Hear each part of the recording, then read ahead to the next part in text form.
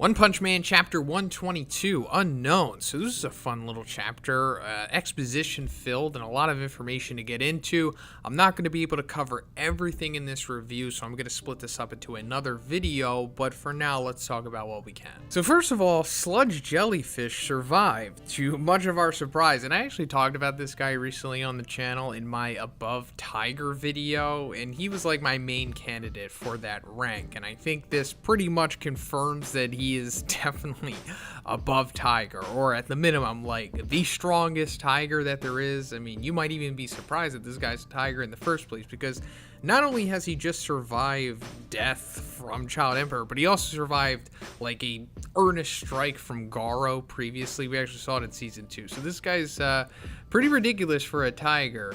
But he's also kind of just a device for Evil Natural Water to gain the upper hand here. So if you're wondering, like, could Child Emperor have defeated Evil Natural Water here if Sludge Jellyfish didn't show up?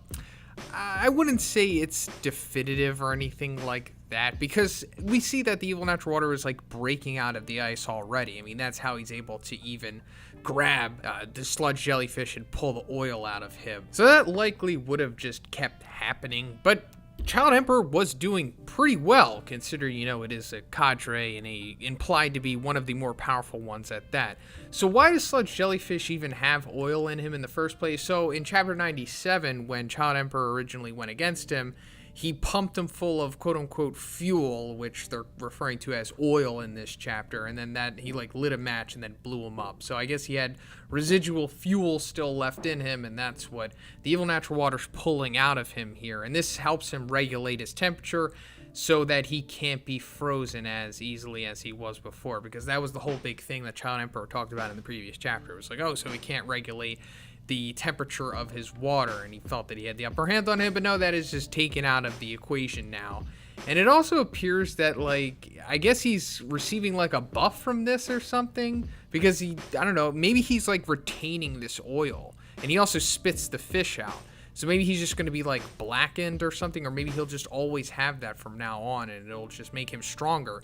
Also, this is like exclusive to the manga, this whole sequence here. Like, he doesn't get oil. Sludge Jellyfish, I don't even think is in the webcomic, so he doesn't come back or anything like that. So this is all cool stuff. And also, he's completely wrecking Child Emperor right here. Like, he's shooting him straight through the thigh, almost hitting his femoral artery. I mean, obviously he doesn't, because they would bring attention to it and Child Emperor would just subsequently bleed out. But his stand, the snowman Lego robot, he's out of commission now. So things aren't looking good for Child Emperor. But I also like that they're drawing attention to the Evil Natural Water being like intelligent somehow, and that not even Child Emperor can really quantify it, because it's like, how did he know to pull the oil out of him to regulate his body temperature? It's just some kind of supernatural property of the Evil Natural Water that just can't be explained here. But they do go more into him in this chapter, actually, when we see Genos revealing all of the information on the Cadres that was relayed to him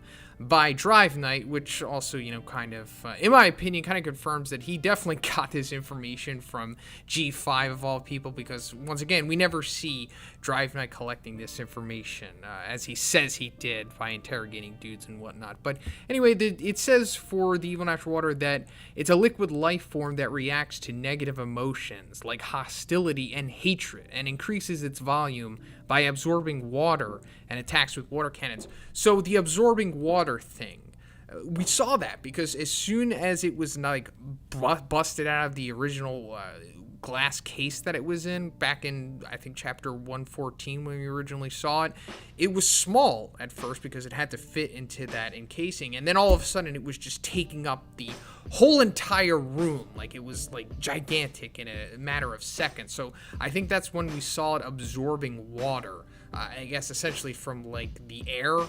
They're going to go more in detail into how the Evil Natural Water works and everything. Like, we're going to get more exposition on this thing, so I can only really say so much for now. But if you're just curious how things were working, it's pretty broken. It's like pulling moisture from the air, which is unlike anything we have really seen so far in the series. Also, another bit of exposition about the Cadres from Genos that I want to touch on is about Homeless Emperor. So it says that he uses mysterious light energy that creates massive explosions. We already knew that. He got these abilities from the mysterious being he refers to as God. But then it also says that he has physical ability similar to that of a normal human. So I guess that's clearing it up in case you were wondering, like, okay, so he has the light powers, but how is he as a person? Does he have like super strength? Does he have super speed?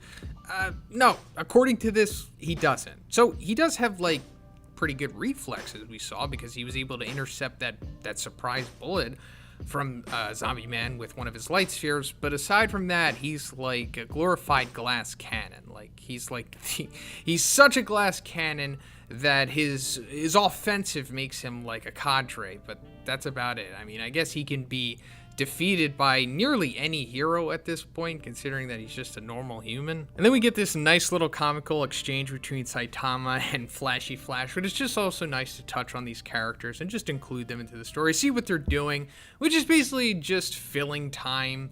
They're gonna be stuck here for a little bit. It seems like they're not really making any progress, and also this is like glaringly similar to the role that Zoro plays in One Piece. You know, like he has no sense of direction. It's always been that since like his character has been introduced, and I like that essentially both Flashy Flash and Saitama have no sense of direction. They're like two of the strongest characters in the series, yet they can't figure out how to get around the association, or just really anywhere in general, I guess. But I also like that Flashy Flash is kind of letting his guard down here and putting some respect on the S-Class heroes' names.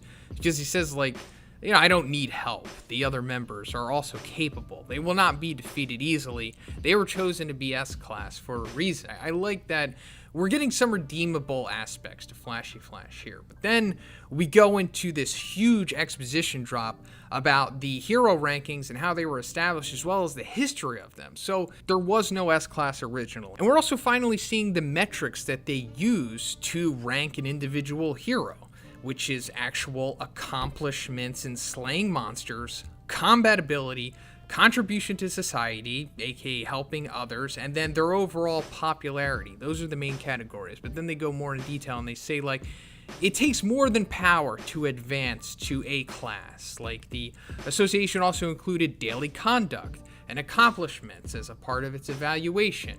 And because like those who are lacking in physical abilities and things like that, they're able to achieve higher ranks if they play their roles and like kind of like abuse this system that has been set out.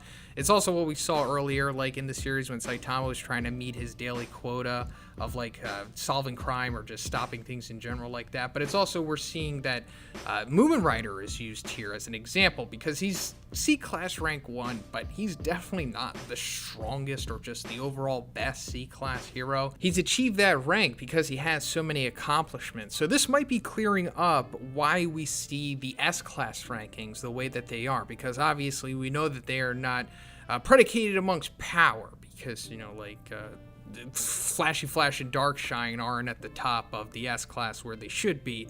So I'm going to go more in depth into this into another video, but I just wanted to put it out there that we're finally seeing like a possible glimpse as to why things are the way that they are. But it's also giving us the introduction of the S-Class, because like I said, there was no S-Class, and then they kind of just showed themselves to be a thing, that there was a necessity for them, because with the introduction of Demon Level, which also wasn't a thing, we saw that there obviously was all of the A-Class guys needing to come together just in order to take down one of these things. But then, of course, there was these crazy supernatural, mega powerful dudes out there that could just take them down by themselves. And then they later become the S-Class. But I think it's super interesting seeing that, like, Metal Bat, Darkshine, and Watchdog Man were all C-Class heroes originally. And in fact, Darkshine was like the lowest ranked hero in the entire association.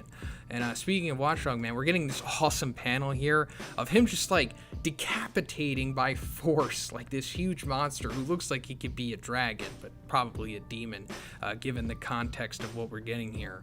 But let me go more into Darkshine too. So we're seeing that he's like getting observed by the Hero Association scientist dudes, and he's in a gravity chamber. So judging by the little screen, it says that he's going against like 15 times gravity, pretty much. And if we're comparing this to Goku, you know, the very famous example of somebody training in a times gravity environment, when he first went into the Capsule Corp spaceship on the way to Namek, like after he had recovered from his fight with Vegeta and, you know, came back to life and everything, he first did 20 times gravity. And that was super challenging to him, just to be able to stand up normally. And we see Darkshine here in 15 times gravity doing squats. Now, how much weight does he have? I'm not entirely sure. So 4 plates, of course, is going to be 405 in our reality, but the plates are pretty big. Also, if you consider how big Darkshine is and you compare them to him. So I don't think they're giving him 405 pounds, even for him being in 15 times gravity. It's probably way more than that. So yeah, this is kind of giving us a good example of how powerful Darkshine is, like compared to like somebody like Goku right before he arrives on Namek, or at least at the beginning of his training, because obviously he gets much stronger mid-flight. But I think that's giving us some insight. Also, we saw Tatsumaki easily withstand a 300 times gravity attack from Giro Giro, and also this was Darkshine back in the day, and I'm sure he's progressed in strength since then. So One Punch Man characters are pretty ridiculously strong. And then we see that Gums has more or less defeated Pig God at this point. So this is one of